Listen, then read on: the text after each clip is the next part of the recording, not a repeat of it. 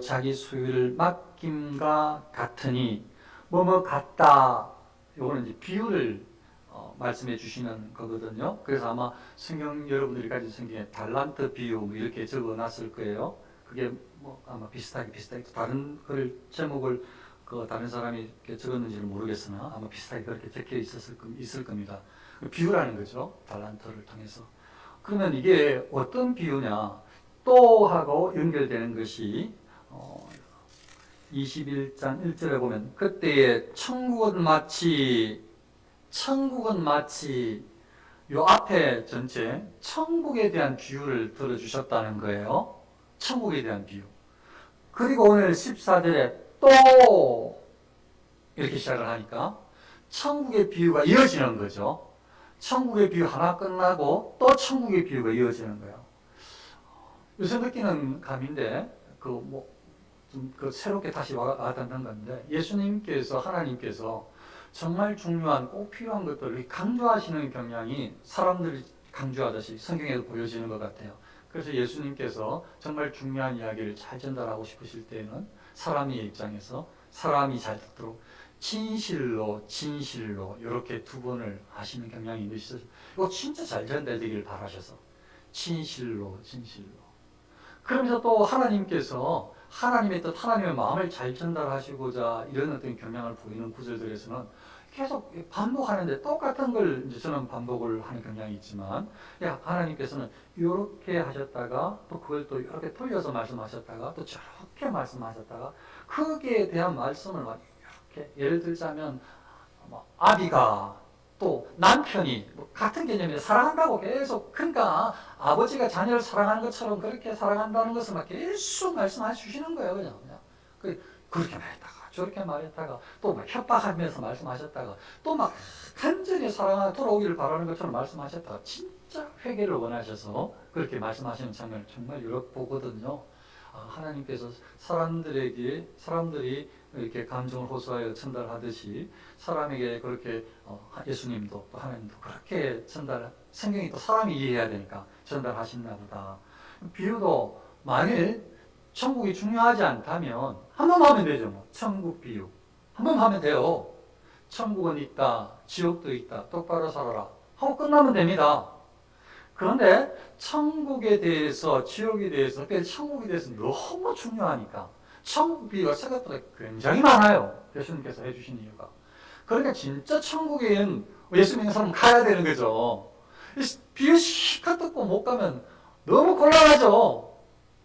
정말 예수님께서 천국 비유를 하시는 이유가 천국에 대해 잘 설명해서 천국에 대해서 소망을 가지고 살다가 천국에 꼴이 나기를 바라시는 마음이 틀림이 없거든요.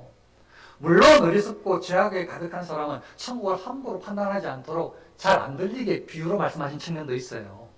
그런데 하나님께서 또 성령의 은혜를 주셔서 비유를 또 깨닫게 해주셔서 하나님의 사람들은 그렇구나, 그런 깊이가 있구나 이해하도록 말씀해 주신단 말이죠. 그래서 천국의 비유는 들을수록 좋고 어쩌면 복음은 우리가 자주 들어야 내가 복음 안에 있는 것을 확인하고 또 복음을 증거할 사명자인 줄 알듯이 천국 비유도 아마 자주 들을수록 좋은 것 같아요. 천국에 대한 이야기도 그래야 소망을 가지죠. 여기 오늘 말씀도 천국에 대한 이야기인데 그 당시에 있을 법한 이 비유를 통해서 예수님께서 제자들에게 믿음의 사람들에게 천국 비유를 이야기하심으로 천국에 대한 소망과 또 천국을 이루는 데에 온전하게 이렇게 이 사명감을 가지고 살기를 바라시는 마음이 가득 담겨 있는 듯해요. 그런데 뒤에 이렇게 마지막에 보면 이 말씀에 보면 이제 이 한 달란트 맡은 자, 이 게으른 종 말씀하시는 장면을 보면 엄히 때리고 외식하는 자가 받는 벌의 처하리니 이 외식은 이제 여러분 전체에서 말씀드리는 적 있는지는 모르겠지만 생각보다 하나님께서 정말 그것도 저도 깜짝 놀라서 처음에 접했을 때는 그래도 그냥 하나님 앞에 있는 척이라도 하는 게 낫지 않나 저는 그렇게 항상 생각해 왔었더랬어요. 근데 한 몇 개월 됐는지 한두 달 됐는지 그 전에 들려주시는 설교한 내용이지만 말씀을 통해서 너무 충격이었어요. 어떤 말씀을 해주시는가 하면 하나님께서 예레미야로 통해서 하시는 말씀인데 아예 배역한 북이스라엘이 낫다는 거야. 더 의롭다는 거라. 그냥 하나님 없다, 하나님이 안 믿어, 나 이방 생길래 해가지고 벌 받고 쫓겨나는 저 북쪽 애들이 더 의롭대. 남쪽에는 하나님 앞에 예배한다고 돌아와 있는데, 하나님 예배합니다 하고 돌아와 있는데, 하나님께서 예레미야로 통해 하신 말씀이 북쪽이 더 의롭대. 그래서 약간의 충격이었어요. 그 설교를 강조를 했지만 그런 장면이. 왜 그런가 하면 가짜로 예배를 하고 마음이 없다는 거예요. 하나님께서. 너희는 진실함으로 나한테 예배를 안 한다는 거예요. 하나님께서 그렇게 말씀하셨죠. 그러니까 가짜로 예배 드리는 것이 저는 그래도 그냥 안 드리는 것보단 드리는 게 낫다고 늘 그렇게 생각해 왔었는데 그 말씀을 듣고 충격을 받아서 약간 큰일 났다.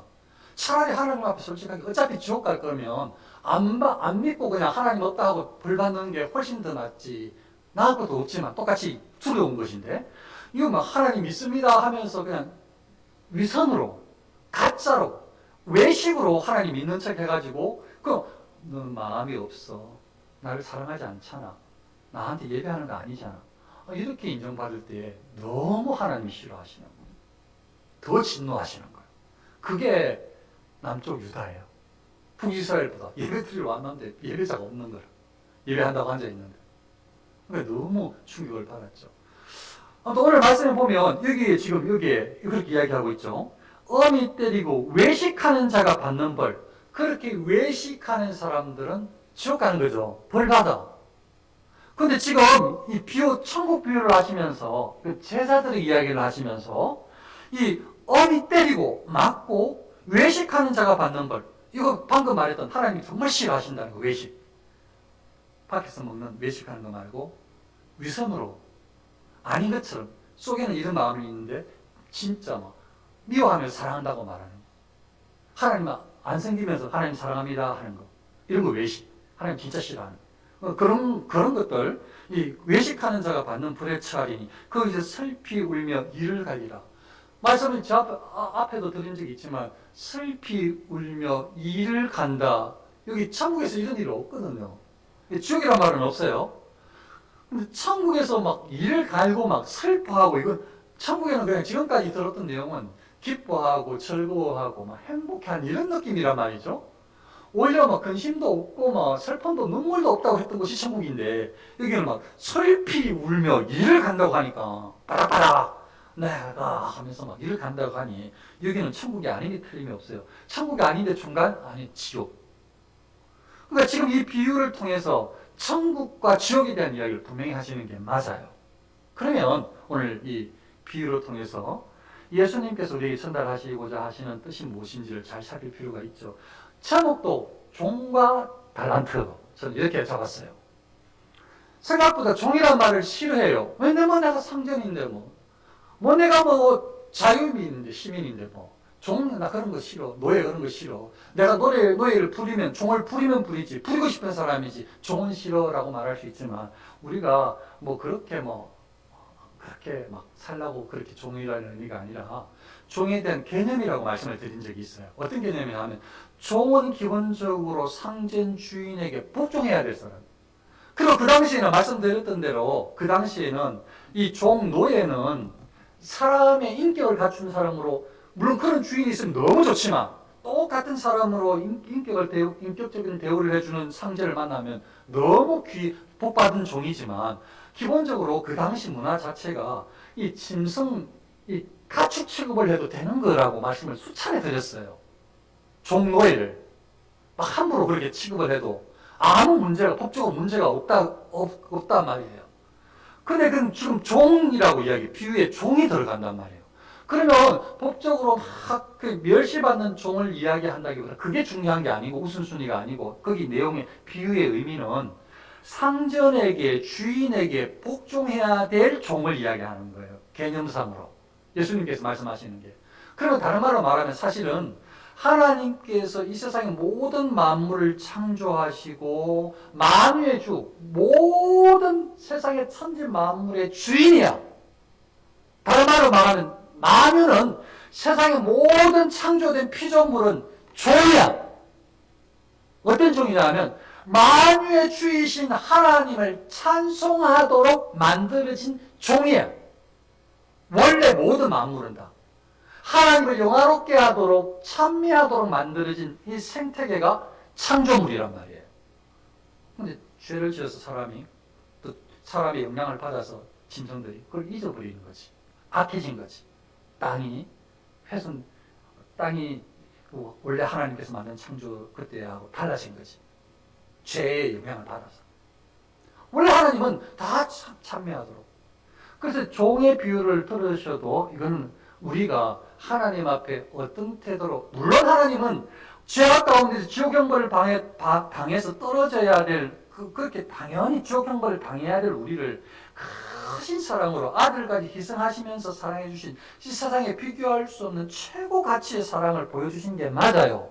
뿐만 아니라 그냥 그렇게 사랑을 이루어서 사랑을 베풀어 이랬음이 아니고 우리를 그냥 아들, 딸, 자녀로 하나님의 자녀로 삼아주신 것도 맞아요. 그리고 예수님은 얼마나 친절하게 말씀하셨는지 너희를 이제 친구라고 부른다고 그만큼 다정하게까지 말씀하신 것도 맞아요. 자, 근데 또 종의 개념을 절대 우리가 놓쳐서는 안 되는 것은 그냥 나는 그냥 하나님의 종 그걸 말해도 감지덕지 한데 그 개념은 무조건 그냥 뭐 그런 안 좋은 느낌이 들어오지 말고 방금 말씀드렸던 하나님께 순종하고 복종하는 것은 지극히 정상적이다. 즉 예수 그리스도 우리의 교회의 머리이신 그리스도께 복종하는 것은 지극히 정상이다. 이건 성경의 천반적인 성경의 내용이에요. 그리스도께 교회는 그리스도께 이 몸된 성전된 모든 성도들은 그리스도께 복종한다. 그리스도께 순종하는 것은 이건 성경의 가르침이에요. 하나님께 복종하는 것은 성경의 가르침이라고요. 그러니까 종 비유하는 거로 이상하게 생각할 필요 전혀 없다고요. 우리에 꼭 맞는 비유일 수 있다고요. 그러면 한번 비유를 들어보자고요. 어떤 사람이 타국에 갈 때에 종들을 불러 자기 소유를 맡긴 것 같더니 아마 큰 부자인 것 같아요.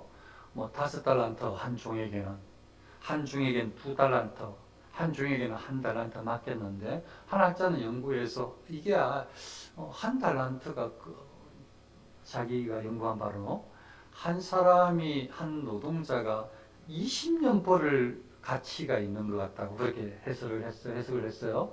자, 그러면 5달란트 받은 사람은 100년 동안 안 쓰고 버려야 되는 아주 큰 돈이죠. 1달란트 받은 사람도 형편없는 돈이 아니라 20년 동안 벌어야 될 돈을, 그런 어떤 재산을 이렇게 딱 이거 네가 한번 맡아봐라 이렇게 하신 거죠. 주인이. 근데 그걸 지금 이제 이 말씀은 천국 비유라고 했고 그리스도인들은 세상의 모든 사람들은 마찬가지지만 그리스도인들은 하나님께 종이라 순종해야 될 사람이다. 이런 관점으로 지금 쫓아가고 있는 중입니다. 그럼 주인이 뭐라고 했는가 하면 각각 그 재능대로 한 사람에게는 금달 5, 1달란트를 주고 떠났더니 재능대로. 그러니까 하나님께서 그리스도인들에게, 교회에, 온 성도님들에게 각기 재능대로 사명을 맡기시는 거예요. 그래서 하나님께서 지혜롭게, 또 어떤 사람은 하나님께서 건강하게, 또 어떤 사람들은 인문학적인 소양을, 어떤 사람들은 또 그 어떤 예술적인 소양을 하나님께서 주셔서 다 뜻이 계서 각자 다양하게, 또 어떤 사람은 그냥 하나님께서 좀 아프게 태어났는데도 또 이유가 있으신 거예요. 그 하나님의 그 뜻을 사람은 알 수가 없어요. 근데 다 하나님께서 그 어느 하나도 하나님은 함부로 여기시는 것이 아니고 차별되게, 사람은 계속 다 차별하지만 다르게 보지만 하나님은 그런 쪽으로 차별하라고 주신 게 아니라 하나님의 영광을 드러내기 위해서 하나님께 다 다양하게. 여기에 이 재능대로 각기 그리스도인들에게 하나님께서 사명을 다 그 재능대로 맡기시는 거예요. 그래서 어떤 사람에게는 5달란트, 어떤 사람에게는 2달란트를, 어떤 사람에게는 1달란트를. 이게 좀 1달란트도 너무 크다고 이야기를 했으니까 다른 말로 이제 해석을 하는 제 말로 바꾸자면 하나님께서 맡기신 일은 하찮은 게 하나도 없어. 하나님의 사명자로 하나님께서 나에게 직분을 맡기셨어. 하나님께서 이 일을 하라고 하셔라고 그렇게 느껴지는 게 그게 사명이 깨달아진다면 그 일은 이 세상 사람들은 할지 몰라도 하나님께서는 절대 그렇게 생각하지 않고 하나님께서 보실 때는 하찮은 것이 하나도 없어요. 전부 다 귀한 거예요. 귀한 거. 이 세상에서 그리스도인들이 하는 모든 일들은. 세상의 모든 직분도, 직장도, 일도 다 가치가 있지만, 이런 관점으로 하나님께서 재능대로 주셨기 때문에 다 가치가 있는 거예요. 또 보겠습니다. 그래서 이제 주인이 떠났어요. 5달란트 받은 자도 장사를 열심히 해서 곱을 남겼네요. 5달란트를 남겼고, 2달란트 받은 자도 또 똑같이 장사를 해서 2달란트를 남겼네요. 1달란트 받은 자는 장사를 하면 좋았는데 다른 사람처럼 안 했네요. 가서 땅을 파고 그 주인의 돈을 감추어 두었더니, 진행하기 전에 한 가지만 더.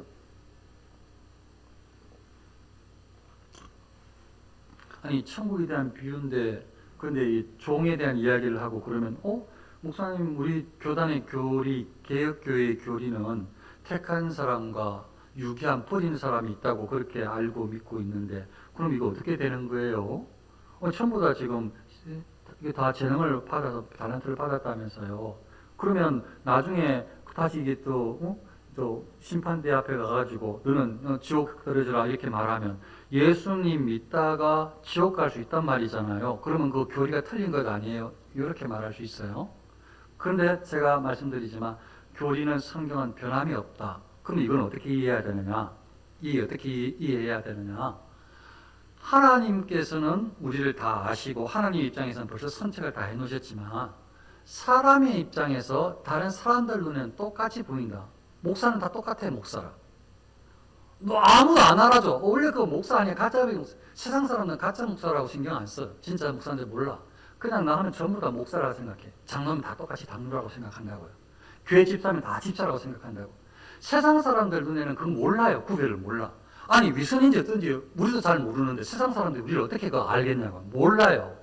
그러니까 이거 전부 다 검증을 해야 된다고요. 언제? 심판대 앞에서. 진짜 목사인지 가짜 목사인지 심판을 받아봐야 된다고요. 세상 사람들 그때 알아야 돼. 그 전까지 세상 사람들 다 눈 쏘가서 몰라. 이 전부 유태인들이, 바리새인들이, 서기관들 전부 다 훌륭하게 신앙생활 잘한 줄 알았지. 세상 사람들은 그 당시에는 몰라요. 하나님만 아시지. 예수님만 아시지. 그러니까 세상 사람들이 보는 관점에서 보시면 돼요. 그러나 진실로 믿음 사람들은 말씀드렸던 대로 교리, 신학, 성경대로 선택받은 사람들은 변함이 없고 받아요. 그거는 우리가 아는 진리이고, 이것은 세상 사람들이 보는 관점에서 한번 보자는 거죠. 그래도 돼! 은혜가 돼요! 세상 사람들은 다 똑같이 달란트 받은 사람이라고 보이니까. 누가 알아요? 진짜 목사인지 가짜 목사인지. 천국 가봐야 한다고 했잖아요. 그 전까지 누가 판단할 수 있어요? 사람 아무도 몰라요. 그러니까 심판대 앞에 서봐야 알아요. 그때까지 모른다니까요. 진짜인지 가짜인지. 진짜인지 가짜인지 몰라요.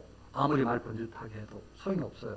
자, 그러면 이제 예수님께서 당신께서 지금 비유로 말씀하시는 거니까, 1달란트 받은 자는 가서 땅을 파고 그 주인의 돈을 감추어 두었더니, 이거 이제 좀 다르게 행동하네요.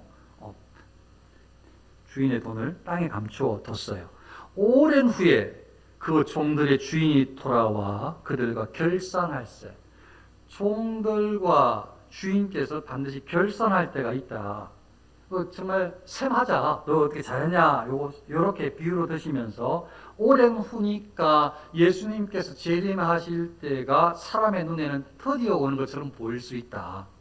오랜 후라고 하니까. 어쩌면 요 부분은 완전히 제 생각, 지금 요 이야기하려고 하는 거는, 어쩌면 요 1달란트 맡은 자는 요 주인이 드디어 올 줄로 생각을 해가지고, 나중에는 안 온다고 생각해가지고 주인의 말을 안 듣나 보다. 그런 생각이 저 개인적으로는 들어요. 다시 학자들 의견 모아서 저 은혜 받은 거 같이 전달하면, 오랜 후에, 이 말은 사람의 눈에는, 사람의 생각에는 이게 지금 왜 이렇게 안 오지? 할지 모르겠지만 분명히 예수님께서 이 비유를 통해서 하시는 말씀은 반드시 결산할 때가 있다. 예수님께서 심판주로 오신다는 거예요. 당신이 재림하신다는 거예요. 예수님께서 이 비유를 통해서 결산할 때가 있어. 반드시 가. 그 말씀이에요. 반드시 재림하셔가지고 심판하실 때가 있다고. 오랜 후에, 사람의 눈에는 오랜 시간이 걸리는 것 같아요. 자, 그 다음 이제 시간이 지나서 왔어요. 결산합니다. 5달란트 받았던 자는 5달란트를 그 주인에게 가지고 왔어요. 그래서 주인이 이렇게 말합니다. 이 5달란트 받은 자가 5달란트 받아서 5달란트 남겼어요 하면서 이렇게 기쁘게 말했겠죠. 그래서 열심히 살면 예수님 앞에서 막 가고 싶고 예수님 만나면 할 말이 많아요. 그래 지금 이제 이야기합니다. 5달란트 남겼어요. 이렇게 이제 주인한테 이야기하니까 주인이 말합니다. 잘하였도다 착하고 충성된 종아. 내가 적은 일에 충성하였으며 내가 많은 것을 내게 맡기리니 내 주인의 즐거움에 참여할지어다. 또 2달란트 같은 자도 또 열심히 살아서 2달란트 남겼네요. 와가지고 기쁘게 2달란트 남겼어요 하니까 주인이 뭐라고 하나? 잘하였도다 착하고 충성된 종아. 내가 적은 일에 충성하였으며 내가 많은 것으로 내게 맡기리니 내 주인의 즐거움에 참여할지어다. 제가 같은 구절을 2번 읽은 것이 아니고 5달란트 맡은 종이 결산하면서 들었던 칭찬, 2달란트 맡았던 종이 결산하면서 들었던 칭찬이 똑같다는 말씀을 지금 2번을 똑같이 읽으면서 내용이 똑같아요. 사람의 눈에는 대단히 다른 것 같고 사람 눈에는 막 크게 해야지 대단히 헌신한 거하고 그냥 좀 작게 헌신한 거하고 다르다고 세상이 그렇게 보니까 사람이 그렇게 말을 하고 외치니까 재성을 가진 사람들이 다르다고 생각을 하고 다른 사람들이 약하다고 내가 더 낫다고 생각하고 교만한 세상을 살아가고 있으니까 그렇게 생각을 할지 몰라도 우리도 생각해서 하나님께 충성하는데 더 많이 충성해서 대단히 했잖아. 저 사람이 더 크게 상 받을 거야. 그럼 가봐야 알아요. 하나님은 그렇게 보지 않아. 똑같아. 맡긴 것에 충성했나 안 했나 그거 차이지. 하나님께서 맡긴 사명을 잘 감당했나 그렇지 않나 그게 차이지. 사람이 볼 때 큰 일 한 것 같고 사람이 볼 때 작은 일을 한 것 같고 사람이 볼 때 형편없는 초라한 일을 한 것 같고 사람이 볼 때 대단히 고귀한 일을 한 것 같고 그러면 전부 다 명예직 그게 최고죠. 그렇게 하면 전부 다 목사 돼야 되고 전부 장로 돼야 되고 이 세상이 전부 대통령 다 돼야 되고 다 그것만 쫓아서 가야 되겠죠. 그게 천국에서 큰 상을 받는 거라면 절대 그렇지 않다. 각자 다 맡은 재능에 따라 사명이 다 다른데 주인은 똑같이 칭찬한다. 자기 맡은 일만 어떻게 하면 되는지. 그렇습니다. 우리에게 맡겨주신 일이 뭔지를 깨닫기만 한다면 우리 예수님께서 재림에 오실 때 심판대 앞에 설 때에 우리가 뭔가 대단한 일을 해낸다가 아니라 내가 뭐 다른 사람 자리보다 더 다른 사람을 뺏어가지고 더 큰 일을 내가 더 많이 그런 게 중요한 게 아니라 너에게 주어진 일을 얼마나 충실하게, 성실하게, 정직하게 잘 감당했나 이걸로 판단을 하는 것 같다는 말이에요. 그걸로 판단할 때 주인은 이 5달란트 맡아서 이렇게 5달란트 많이 남긴 사람이나 좀 적게 2달란트에서 2달란트 남긴 사람이나 상관없이 똑같이 칭찬한다. 똑같이 칭찬한다. 그리고 착하고 충성된 종이라고. 적은 일에 충성하였음에 내가 많은 것을 내게 맡기리니. 여기도 예수님께서 이 비유를 하시는 그 뜻이 분명하고 학자들도 그렇게 느껴지고 저도 정말로 확신되는 것이 큰 은혜가 됐던 것이 그래 이거요. 제가 성도님들에게 이 땅에서는 어떻게 살아야 될지 너무 많은데 창세기부터 요한계시록까지 어떻게 살아가야 될지 다 보여주는 말씀이라서 그렇게 확신이 드는데 복음에 대해서 그리스도인의 생활에 대해서 성결에 대해서 거룩의 정직에 대해서 곳곳에 말한다는 것을 알겠어서 그리스도인으로서 이 땅을 어떻게 살아가야 될지는 이제 알겠는데 천국에 대해서는 말씀을 좀 적게 하셔가지고 조금 아쉽단 말이죠. 근데 여기 천국에 대한 소망을 딱 주시는 것 같아요.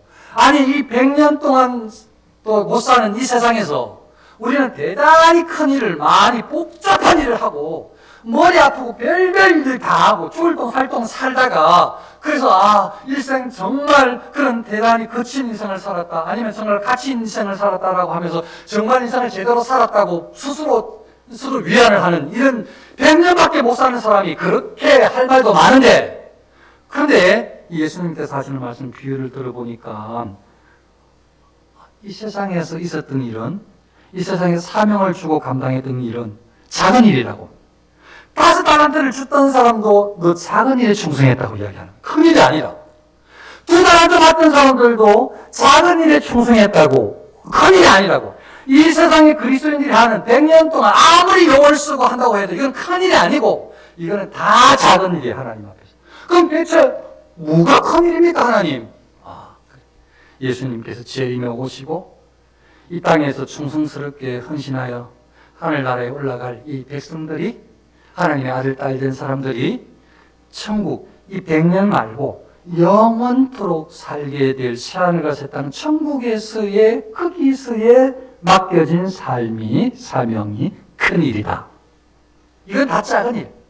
이 세상에서 사는 건 전부 작은 일. 큰 일은 예수님께서 재림에 오신 후에, 예수님께서 칭찬하신 후에 사명을 다시 새하늘과 새 땅에서 우리에게 맡겨진 직분, 왕노릇하는 거기는 큰 일. 그거는 영원토록. 100년 동안 사는 것도 이렇게 잡다한 많은 사건 사고가 있고 많은 일들이 있었다고 대단히 오래 살았다고 생각하시겠지만, 영원토록 살아가는 동안에 대단히 큰 일을 우리 주님께서 맡겨주신다 라는 약속으로 봐도 될 것 같아요. 그러니까 천국에 확 기대감이 커지는 거예요.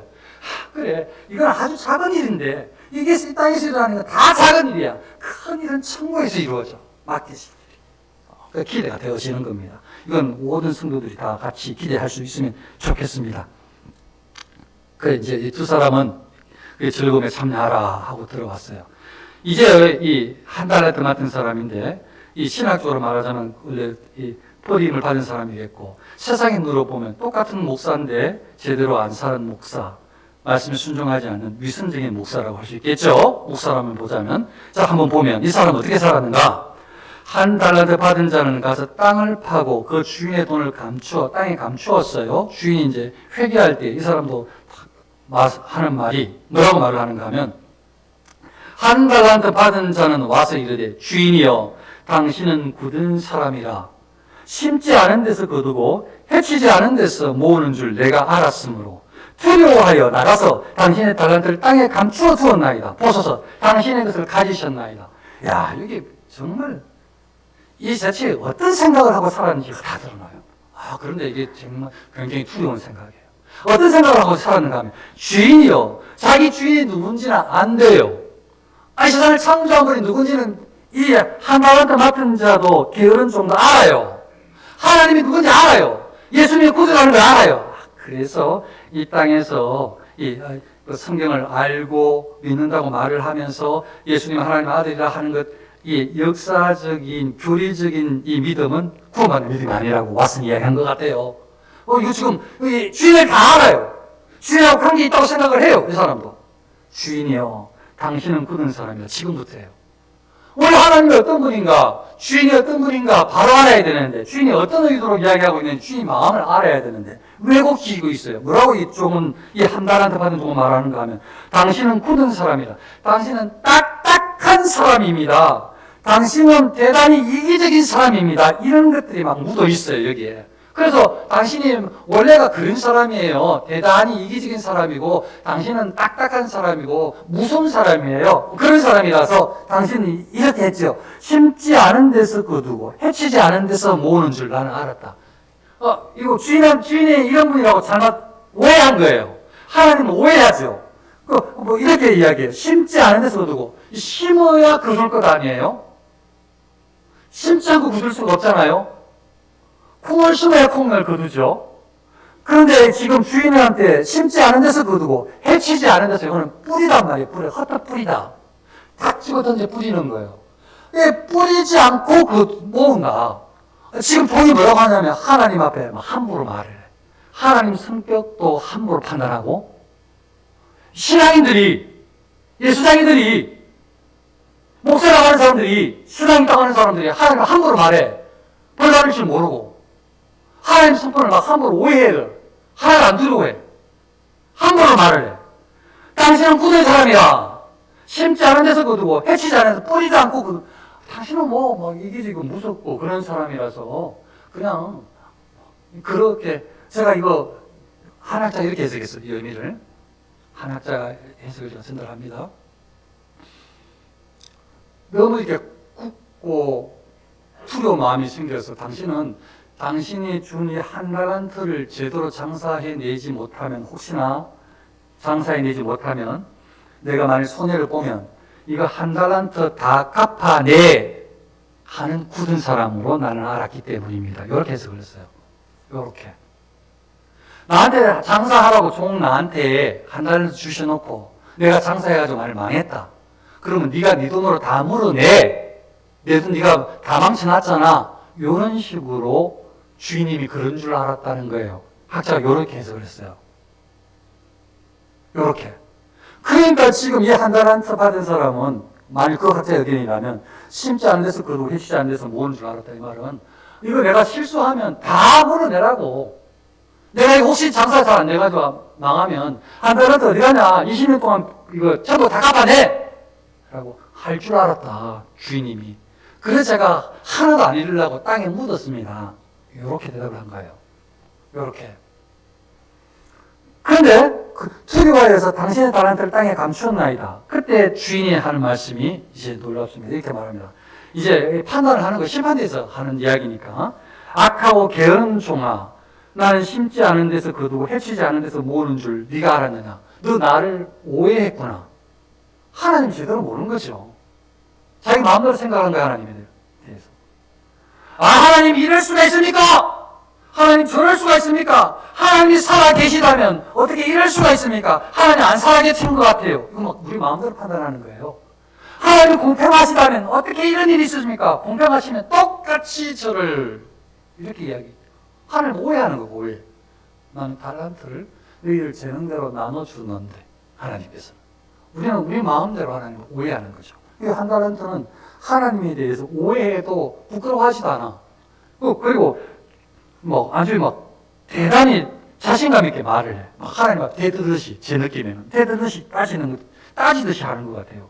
나 이렇게 맡겨주셔가지고, 그렇게 무서워가지고 내가 땅에 묻어놨습니다. 이렇게 대드는 듯해요. 그러니까 지금 주인이, 악하고 게으른 종아, 나를 그런 사람으로 알았냐. 이건 제 말. 심지 않은 데서 거두고 해치지 않은 데서 모으는 줄 네가 알았냐. 잘못 알았다. 나를 모르고 있구나. 그러면 네가 마땅히 내 돈을 치리하는 자들에게나 맡겼다가 내가 돌아와서 내 원금과 이자를 받게 하였을 것이니라. 만일 정말 아까 그 학자의 의견을 그대로 한번 적용해 볼게요. 만일 정말 손에 조금이라도 보면 그대로 다 묻어내야 돼. 그게 진짜 내 주인이 나의 마음이라고 생각을 했다면, 네가 진짜 그렇게 알았다면 땅에 묻을 것이 아니고 은행에 맡겨라. 그게 은행에 맡겼어야지. 은행에 맡겼으면 없어지지도 않고 원금과 이자까지 받아가지고 나한테 가져왔어야지. 주인 지금 그렇게 말하는 거예요. 정말로 그렇게 알았다면. 네가 정말 내가 그런 주인으로 알았다면 그 땅에 묻을 것이 아니라 은행에 맡겨가지고 이득을 취하는 사람에게 맡겨서 이득이 나오는 이자를 받을 수 있는데 맡겨서 그걸 나중에 내가 왔을 때 여기 주인님 원금하고 이자 은행에 맡겼더니 이자가 이겁니다 하고 가져왔어야지. 이렇게 주인이 말씀하는 거예요. 이렇게.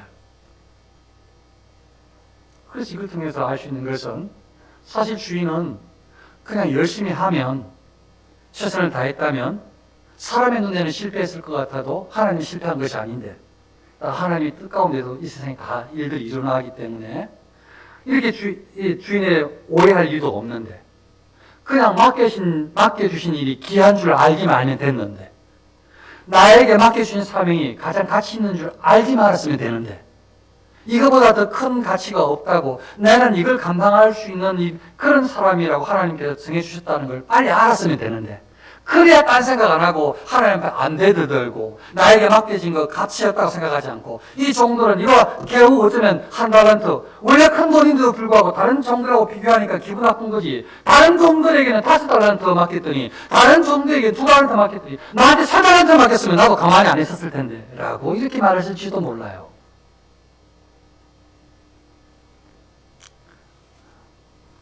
자기가 종인 줄 모르고 상전을 판단하고 생각하고 대들듯이 심판이 있는 줄 모르고 재림에 오실 예수님을 생각하지 못하고 우리 마음대로 인생을 살아가고 우리가 맡겨주신 사명도 하찮게 여기면 그리스도인은 안 되는 겁니다.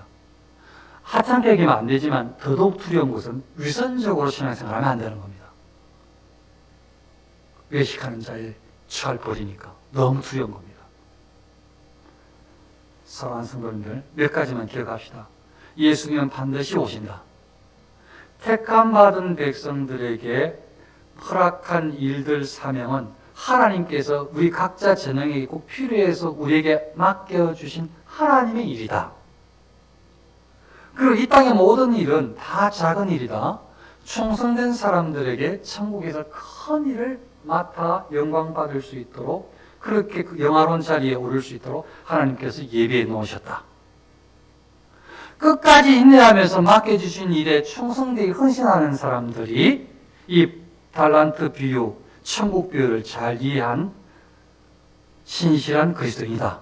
이런 관점으로 말씀을 이해하시고 받고, 저와 여러분들이 충성스러운 종으로, 착하고 충성된 종이라 인정받고 나중에 상급받고 더 큰 일 맡고 하나님의 이 주인의 이 즐거움, 기쁨에 동참할 수 있는 그 천국을 상속하고 누리는 그런 백성들, 자녀들, 그런 사명자들 우리 모두가 될 수 있습니다.